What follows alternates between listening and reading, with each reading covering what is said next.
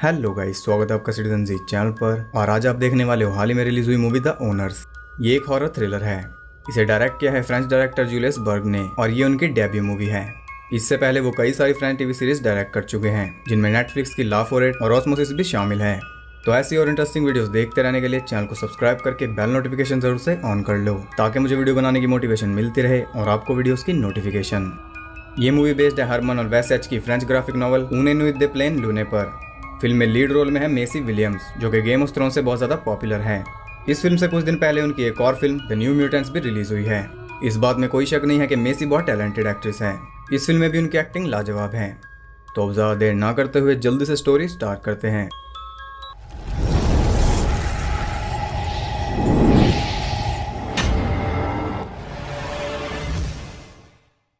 Movie based है 1990s में। हम देखते हैं नेथन, टेरी और गैस को, जो कि एक घर पर नजर रख रहे थे। वो घर था डॉक्टर रिचर्ड हगिंस का और उसमें डॉक्टर अपनी वाइफ एलन के साथ रहता था। इन तीनों का प्लान था उस घर में चोरी करना, क्योंकि इससे इजी टारगेट उन्हें नहीं मिल सकता था। एक पैसों से भरा हुआ घर और उसमें सिर्फ दो बूढ़े लोग। अब उन्हें कैसे पता कि वो घर पैसों से भरा पड़ा है? क्योंकि टेरी की मॉम जीन उसी घर में काम करती है, इसलिए टेरी का वहां आना जाना लगा रहता है। और टेरी ने नेथन को बताया था कि उस घर में एक बहुत बड़ी तिजोरी है। अब नेथन को ये इजी मनी चाहिए थी, इसलिए उसने रॉबरी का प्लान बनाया और इस प्लान में उसने एक थग को भी शामिल कर लिया, जो है गैस। वो कई सारी रॉबरीज कर चुका था, इसलिए ये उसके बाएं हाथ का खेल है। उनका प्लान ये था कि हर फ्राइडे को डॉक्टर अपनी वाइफ को डिनर के लिए बाहर ले जाता है, बस उसी बीच वो इस काम को अंजाम देंगे। आज फ्राइडे ही है और वो उन दोनों के जाने का वेट कर रहे हैं।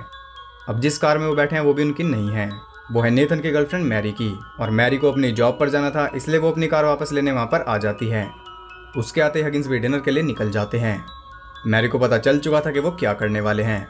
वो उन्हें बहुत मना करती है, लेकिन इजी मनी उन्हें खींच रही थी। वो तीनों हगिंस की प्रॉपर्टी में घुस जाते हैं। नेथन अपने साथ कार की चाबी भी ले आया था, इसलिए मैरी को बाहर रुकना पड़ता है। और ऐसा नेथन ने इसलिए किया ताकि मैरी उन्हें छोड़कर ना चली जाए। वो तीनों घर में घुस जाते हैं और सारा एक्सपेंसिव सामान जमा करने लगते हैं। उस घर में एक छोटी बच्ची का रूम भी था, जिसका नाम था केट। केट हगिंस की इकलौती बेटी थी, जो कि बहुत टाइम पहले ही मर गई थी, लेकिन आज भी उन्होंने उसका रूम वैसा ही रखा हुआ है। घर छानने के बाद वो जाते हैं बेसमेंट में, जहाँ वो तिजोरी थी। ये उन्हें जितना इजी लग रहा था उतना था नहीं। वो बहुत ट्राई करते हैं, लेकिन उस वॉल्ट को ओपन नहीं कर पाते। मैरी भी वेट करके थक चुकी थी। वो बाहर चिल्लाने लगती है। हगिंस भी किसी भी वक्त वापस आ सकते थे। अब नेथन को कुछ भी समझ नहीं आ रहा था। जिस काम के लिए आए थे वो पूरा नहीं हुआ था और टाइम भी खत्म हो चुका था। अब नेथन को डिसीजन लेना था और इसमें उसे ज़्यादा टाइम नहीं लगता, क्योंकि उसके साथ एक क्रिमिनल था। गैस नेथन को सलाह देता है कि उन्हें हगिंस के आने का वेट करना चाहिए, फिर वो उन्हीं के मुंह से कोड निकलवा लेंगे। गैस ने इस रॉबरी में कुछ क्राइम्स और ऐड करने की सलाह दी थी और नेथन भी उसके सलाह मान लेता है। Easy money. सबसे पहले नेथन मैरी के पास जाता है और उसे बहला फुसलाकर घर के अंदर ले आता है, ताकि वो उनके लिए मुसीबत ना बने। वो उसे मीठी मीठी बातों में फंसा रहा था, तब मैरी उसे बताती है कि वो प्रेग्नेंट है। अचानक नेथन के होश उड़ जाते हैं और अब ये रॉबरी उसके लिए और ज़्यादा ज़रूरी हो गई थी, क्योंकि बच्चे की जिम्मेदारी भी उसे ही उठानी थी। उनकी बातों के बीच ही हगिंस वापस आ जाते हैं। वो सब उनके लिए तैयार थे और मैरी को पता भी नहीं चल पाता कि वो कब उनकी टीम में शामिल हो गई। जैसे ही वो दोनों घर में एंटर करते हैं, वो सब उन पर टूट पड़ते हैं। इस सब में एलन इंजर्ड हो जाती है, लेकिन उन्हें इससे कोई फर्क नहीं पड़ता। अब क्योंकि मैरी उनमें से एक नहीं थी, इसलिए वो एलन को फर्स्ट एड देती है और इसी बीच डॉक्टर उसके हाथ पर लिखा नाम पढ़ लेता है। वो टाउन ज़्यादा बड़ा नहीं था और डॉक्टर सालों से वहाँ पर रह रहा था, इसलिए वो वहाँ के बच्चों को जानता था। मैरी को तो वो पहचान ही लेता है, लेकिन उसकी वजह से वो उसके बॉयफ्रेंड नेथन को भी पहचान लेता है और नेथन की वजह से वो टेरी को भी पहचान लेता है, जो कि उनसे छुप रहा था। वो सिर्फ गैस को नहीं पहचान पाता, क्योंकि वो एक आउटसाइडर था। वो उन दोनों के हाथ बांध देते हैं और उन्हें लूटना शुरू करते हैं। उनका कैश और क्रेडिट कार्ड लेते हुए टेरी गैस का नाम बोल देता है और यहाँ डॉक्टर को उसका नाम भी पता चल जाता है। उन्हें लग रहा था कि वो कवर में है, लेकिन अब उनमें से कोई भी कवर में नहीं था। छोटी मोटी लूट के बाद वो उनसे सेफ का कोड पूछते हैं, लेकिन डॉक्टर कहता है कि उनके पास कोई सेफ है ही नहीं। तब वो उन्हें बेसमेंट में लेकर जाते हैं और उन्हें सेफ के सामने बैठाकर उनसे कोड पूछते हैं। डॉक्टर उन्हें कहता है कि अभी भी मौका है, अपने घर वापस चले जाओ, हम सब कुछ भूल जाएंगे। लेकिन नेथन इसके लिए तैयार नहीं था। उसके मुताबिक तो सब कुछ उसके प्लान के हिसाब से ही चल रहा था। वो डॉक्टर को हिट कर देता है, फिर भी वो कोड नहीं बताता। तब गैस उसे और सख्ती बरतने के लिए कहता है। ये सब मैरी को ठीक नहीं लगता, इसलिए वो वहाँ से भाग जाती है और गैस उसके पीछे जाता है, क्योंकि वो उसे जाने नहीं दे सकते थे। लेकिन मैरी वहाँ से भाग नहीं रही थी, वो पुलिस को कॉल कर रही थी और गैस उसे सही टाइम पर पकड़ लेता है। इसके लिए वो उसे मार सकता था, लेकिन वो उसे वार्निंग देता है। मैरी की चीखें बेसमेंट तक सुनाई दे रही थी। डॉक्टर नेथन को कहता है कि गैस अच्छा आदमी नहीं है और यहाँ वो नेथन का नाम भी लेता है, जिससे उसके होश उड़ जाते हैं। डॉक्टर कहता है कि तुम और टैरी कब से ऐसे हो गए, और यहाँ टैरी की भी सांसें रुक जाती हैं। उन्हें पता चल चुका था कि वो पकड़े गए हैं। डॉक्टर उन्हें एक और मौका देता है क्योंकि वो उनकी फैमिलीज को जानता था। नेथन को सिर्फ पैसा दिख रहा था, इसलिए वो पीछे हटने वाला नहीं था, लेकिन टैरी हार मान लेता है। तभी गैस मैरी के हाथ बांधकर उसे भी नीचे ले आता है। वो फिर से अपने प्लान को कंटिन्यू करते हैं, लेकिन अब भी डॉक्टर उन्हें कोड नहीं बताता। गैस एक बार फिर नेथन को सलाह देता है कि अगर डॉक्टर कोड नहीं बताता तो वो एलन की एक उंगली काट दे, और नेथन तो उसकी सलाह के सहारे ही चल रहा था। मैरी नेथन को मना करती है, लेकिन अब उसके पास कोई चॉइस नहीं थी, क्योंकि अगर वो उंगली नहीं काटेगा तो गैस उसे शूट कर देगा। अब यहाँ जाकर नेथन की आंखों के आगे से पैसा हटता है। वो डॉक्टर से रिक्वेस्ट करता है कि प्लीज कोड बता दो, लेकिन डॉक्टर फिर भी कोड नहीं बताता। अब यहाँ डॉक्टर का बिहेवियर भी बहुत स्ट्रेंज है। उसकी वाइफ की जान दांव पर लगी है, फिर भी वो कोड नहीं बता रहा। ऐसा उस सेफ में क्या है? पैसे तो डॉक्टर ने खुशी खुशी दे दिए थे। अब नेथन भी मजबूर था और उसके पास दूसरी चॉइस नहीं थी, लेकिन इस बार गैस की सलाह ना लेते हुए वो अपना दिमाग चलाता है और गैस पर ही हमला कर देता है। यहाँ उन दोनों के बीच जानलेवा फाइट होती है, जिसमें टैरी बिल्कुल भी इंटरफेयर नहीं करता, और आखिर में गैस नेथन को स्टैब कर देता है। अब गैस बॉस बन चुका था और वो दया करने में बिल्कुल बिलीव नहीं करता था। ये बात डॉक्टर को भी पता थी, इसलिए वो उसे कोड बता देता है। अब ये बहुत ज्यादा हैरान करने वाली बात है, क्योंकि उसने कोड गलत बताया था, जिसकी वजह से अब उसकी वाइफ मरने वाली थी। इससे पता चलता है कि उस वॉल्ट में कुछ बहुत ही इंपॉर्टेंट चीज है। गैस टाइम वेस्ट करने वालों में से नहीं था, इसलिए वो सीधा एक्शन पर आ जाता है। वो एलन को काटने वाला था, तभी मैरी पीछे से उसके सर में हथौड़ा दे मारती है और वो मौके पर ही तड़प तड़प कर मर जाता है। मैरी भी टाइम वेस्ट करने वालों में से नहीं है। यहाँ से एक चीज और क्लियर होती है कि टैरी के बस का कुछ नहीं। नेथन का काफी खून बह चुका था और अब सिर्फ डॉक्टर इसे बचा सकता था, इसलिए मैरी जल्दी से उसे फ्री कर देती है। वो नेथन को उसके ऑपरेशन थिएटर में ले जाते हैं। हम देखते हैं कि डॉक्टर सारे दरवाजे लॉक कर रहा था। नेथन अपनी आखिरी सांसें गिन रहा था और दोनों हगिंस अपने में खोए हुए थे। खैर यहाँ हम इनकी गलती नहीं निकाल सकते, क्योंकि नेथन कहीं ना कहीं ये डिजर्व करता है। मैरी डॉक्टर से रिक्वेस्ट करती है, तब आकर वो उसे देखता है। वो ब्लेड को बाहर निकालता है और ब्लेड उसके किसी भी ऑर्गन में नहीं लगा था, इसलिए वो बच सकता था। वो कहता है कि वो नेथन को पैचअप कर देगा ताकि एम्बुलेंस के आने तक वो बचा रहे, और वो उन सबको वहां से बाहर निकाल देता है, क्योंकि नेथन को ट्रीट करने के लिए उसे साइलेंस और स्पेस की जरूरत थी। टैरी मैरी को हौसला देता है और इस सब के बीच वो कुछ ज्यादा ही फ्लो में चला जाता है। अब यहाँ जो हुआ उसका एक रीजन है। मैरी की एक जुड़वा बहन थी जेन, और वो टैरी की गर्लफ्रेंड थी, लेकिन एक दिन अचानक वो कहीं चली गई और उसके बाद कभी वापस नहीं आई। मैरी इसकी वजह टैरी को ही मानती है, क्योंकि आपने अब तक उसका नेचर देख ही लिया होगा, और जेन चली गई है, इसलिए टैरी चाहता है कि मैरी उसकी कमी पूरी करे। इसलिए मैरी टैरी को पसंद नहीं करती, जो कि ठीक भी है। इस सिचुएशन में भी वो टैरी की वजह से फंसे हैं, क्योंकि ये उसी का आइडिया था, चाहे किया उसने कुछ भी ना हो। मैरी डॉक्टर के पास वापस जाती है, लेकिन वो उसे अंदर नहीं आने देता। तब वो जबरदस्ती अंदर घुस जाती है। वो देखती है कि नेथन बिल्कुल बेजान पड़ा था। डॉक्टर कहता है कि वो दवाइयों की वजह से गहरी नींद में है, लेकिन मैरी को उस पर यकीन नहीं था। वो उससे पूछती है कि एम्बुलेंस अभी तक क्यों नहीं आई। तब डॉक्टर उसके सामने ही एम्बुलेंस को फोन लगाने जाता है। उसके जाते ही मैरी जल्दी से नेथन को चेक करती है और वो देखती है कि उसकी पल्स नहीं चल रही थी। यहाँ वो बहुत ज्यादा घबरा जाती है। डॉक्टर ने उसे मार दिया था। वो आगे जाती है तो देखती है कि डॉक्टर एम्बुलेंस को कॉल कर रहा था, लेकिन फोन की वायर ब्रोकन थी। यहाँ से साफ पता चल जाता है कि ये सब एक ढोंग है।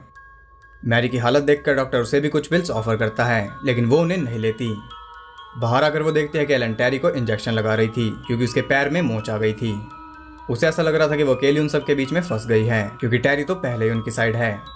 वो वहां से बाहर निकलने की कोशिश करती है, लेकिन सारे दरवाजे लॉक थे। अचानक एलन उसके पास आ जाती है और वो बहुत ज्यादा रूड बिहेव कर रही थी। वो मैरी को थप्पड़ मार देती है और उसे केट के नाम से बुलाती है, जो कि उसकी बेटी का नाम था। तभी डॉक्टर वहां आकर उसे संभालता है। वो बताता है कि एलन को किसी तरह की बीमारी है, जिससे वो चीजें भूलती रहती है और उसका बिहेवियर भी बदलता रहता है। खैर यहाँ में ये तो पता चल ही गया कि वो अपनी बेटी को कैसे ट्रीट करती थी। मैरी टैरी के पास जाकर उससे उसका फोन मांगती है, लेकिन उसके पास फोन था ही नहीं। उसने अपना फोन एलन को दे दिया था। अब वो उनका लाडला बन चुका था, जो कि वो पहले भी था। मैरी खुद को वहां फंसा हुआ फील कर रही थी। वो सब आराम से बैठकर चाय पीते हैं, लेकिन मैरी उनकी किसी भी चीज को हाथ नहीं लगाती। डॉक्टर उसे एक स्क्रैप बुक दिखाता है, जो कि उसने एलन की याददाश्त बरकरार रखने के लिए बनाई थी। उसमें कई सारी मिसिंग लड़कियों की न्यूज थी और उसमें मैरी की बहन जेन की भी न्यूज थी। याददाश्त ताज़ा रखने की ये थोड़ी अजीब टेक्निक है। उसे अब तक पता चल चुका था कि वो वहां से बाहर निकलने वाली नहीं है, इसलिए वो जबरदस्ती उन्हें दरवाजा खोलने के लिए कहती है, लेकिन ये उसके लिए और ज्यादा बुरा साबित होता है। डॉक्टर उसे पकड़कर कबर्ड में बंद कर देता है। इसके बाद वो एलन को सुलाने के लिए ऊपर जाता है और टैरी को उसकी निगरानी के लिए छोड़ देता है। ऊपर एलन डॉक्टर को कहती है कि उसे मैरी को पनिश करना है और डॉक्टर उसे कैसे मना कर सकता था। वो भी इसके लिए राजी हो जाता है। टैरी की दोनों टांगे सुन हो चुकी थी उसी इंजेक्शन की वजह से जो एलन ने उसे दिया था, लेकिन वो इतना डम्ब है कि वो भी कुछ समझ नहीं पाया। ऐसे तो वो मानने वाला नहीं था, इसलिए मैरी उससे प्यार से बात करती है और वो जज्बातों में खो जाता है। वो जेन समझकर उसे वहां से बाहर निकाल देता है। मैरी जल्दी से वहां से भाग जाती है। टैरी उसे ढूंढता है और देखता है कि वो उसे छोड़कर वहां से भाग रही थी। वो टैरी को यकीन दिलाती है कि वो दोनों एक साथ वहां से निकलेंगे, लेकिन इसके लिए अब देर हो चुकी थी। डॉक्टर ने सारे एग्जिट सील कर दिए थे और चारों तरफ किसी तरह की गैस रिलीज कर दी थी, जिससे मैरी की तबीयत बिगड़ रही थी। ऊपर से स्मोक में वो दोनों उसे मार रहे थे, यानी कि पनिश कर रहे थे। मैरी की हालत बहुत ज्यादा खराब हो चुकी थी, फिर भी किसी तरह वो एलन को पकड़ लेती है। वो जल्दी से उसका मास्क उतारकर खुद पहन लेती है, लेकिन इतने में एलन उसे एक इंजेक्शन लगा देती है। उधर डॉक्टर भी टैरी को ले जाता है। मैरी भी एलन को एक रूम में ले जाकर दरवाजा लॉक कर लेती है, लेकिन उसमें डॉक्टर का हाथ फंस जाता है और एलन को बचाने के चक्कर में डॉक्टर की एक उंगली भी कट जाती है। फिर भी वो मैरी के चेहरे से मास्क उतार लेता है। अब मैरी डिजीनेस फील कर रही थी। उसके पास कोई रास्ता नहीं था, इसलिए वो डॉक्टर से डील करती है। एलन के बदले में वो उससे टैरी और दरवाजे की चाबी मांगती है।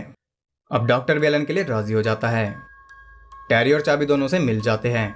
वो किसी तरह टैरी को उनके गैराज तक लेकर जाती है और उसे उनकी वैन में डालकर वैन लेकर वहां से निकलने लगती है, लेकिन तभी वो दोनों उसके सामने आ जाते हैं।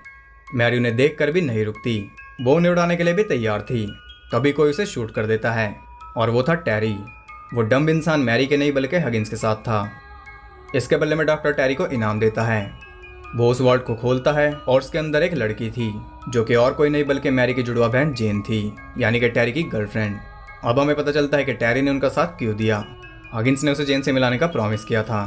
यहाँ डॉक्टर बताता है कि केट के मरने के बाद उन्होंने कई सारी लड़कियों को किडनैप किया, लेकिन उनमें वो बात नहीं थी। आखिर में उन्हें जेन पसंद आई और एलन उसे केट समझने लगी।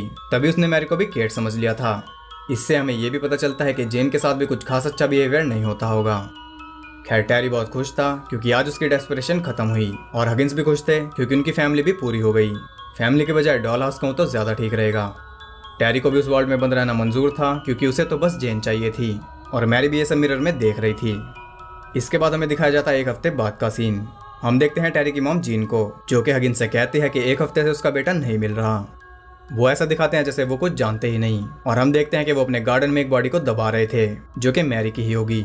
यहाँ हमें पता चलता है कि मैरी भी मर गई और हगिंस का कोई भरोसा नहीं है, इसलिए क्या पता वो टैरी की ही बॉडी हो। और यहाँ ये मूवी एंड हो जाती है। तो मूवी बहुत इंटरेस्टिंग है। एक नॉर्मल रॉबरी थ्रिलर कैसे अचानक चेंज हो जाती है हमें पता भी नहीं चलता। हमें बिल्कुल भी आइडिया नहीं हो पाता कि फिल्म के फर्स्ट हाफ में जो लोग विक्टिम थे, सेकंड हाफ में वही किलर बन जाएंगे, और ये कब हो जाता है हमें पता भी नहीं चलता। पहले वो दोनों बेचारे लगते हैं, फिर वो बड़े दिल वाले बन जाते हैं, फिर वो उन्हें बहुत अच्छे से ट्रीट करते हैं, फिर उनके बिहेवियर में चेंज आता है, और ऐसे शिफ्ट करते करते वही किलर बन जाते हैं और हमें पता भी नहीं चलता। लाइक इसमें कुछ भी सडनली नहीं हुआ। फ्री होते डॉक्टर ने ये नहीं कहा कि अब तुम सब मरोगे।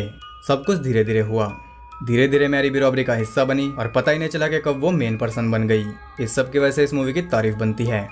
नॉर्मली हर मूवी के एंड क्रेडिट्स नीचे से ऊपर की तरफ चलते हैं, लेकिन इस मूवी के एंड क्रेडिट्स ऊपर से नीचे की तरफ चलते हैं, जो कि रेफरेंस मूवी के कैरेक्टर्स के नेचर का। उनका नेचर भी रिवर्स हो जाता है। हगिंस जो जान की भीख मांग रहे थे वो जान लेने वाले बन जाते हैं, और जो जान लेने वाले बन रहे थे वो जान की भीख मांगने लगते हैं। इसी जॉनरा की एक मूवी है डोंट ब्रीथ, जो कि मस्ट वॉच है। इसका कॉन्सेप्ट भी कुछ कुछ वैसा ही है। ये मूवी उसके लेवल की नहीं है, लेकिन इसमें भी बहुत कुछ है, और अगर आपने डोंट ब्रीथ नहीं देखी तो आप पक्का कुछ मिस कर रहे हो। तो आप बताइए आपको ये मूवी कैसी लगी। अगर आपको ये वीडियो और मेरे एफर्ट्स पसंद आए तो वीडियो को एक लाइक और कमेंट जरूर करना, और ऐसी यूनिक और इंटरेस्टिंग वीडियोस देखते रहने के लिए चैनल को सब्सक्राइब करके बेल नोटिफिकेशन कॉल पर सेट कर लो, ताकि सिचुएशन बदलने से पहले आप तक नोटिफिकेशन पहुंच जाए। लेटेस्ट मूवी न्यूज़ और फैक्ट्स जानने के लिए आप मुझे इंस्टाग्राम पर फॉलो कर सकते हो। वहाँ आपको बहुत कुछ एक्स्ट्रा जानने के लिए मिल जाएगा, लिंक डिस्क्रिप्शन में है। तो मैं मिलता हूँ आपसे अगली वीडियो में, तब तक के लिए सबको बाय।